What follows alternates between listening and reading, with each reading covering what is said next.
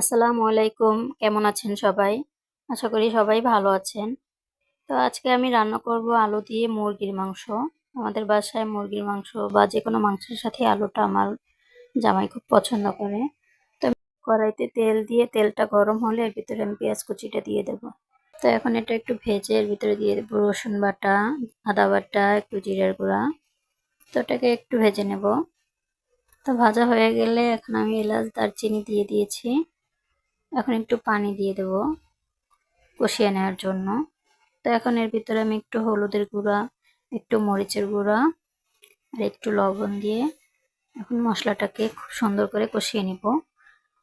একদম শুকনো শুকনো করে কষিয়ে নিব যাতে একদম কাঁচা স্মেলটা না থাকে।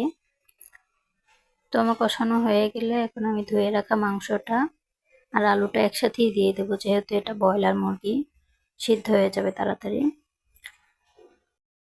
এটাকে একটু নেড়ে চেড়ে ঢেকে দিব। তো কিছুক্ষণ ঢাকনা দিয়ে রাখার পরে দেখবেন একদম মাংস থেকে একদম পানি বের হয়ে আসছে। এখন মাংসটাকেও একটু শুকনো শুকনো করে কষিয়ে নিব। এখন আমি এতে পানি অ্যাড করে দিব। তো পানিটা দেওয়ার পরে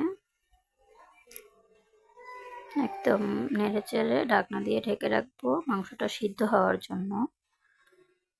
কিছুক্ষণ জাল করে নিলেই হয়ে যাবে আমার মাংসটা।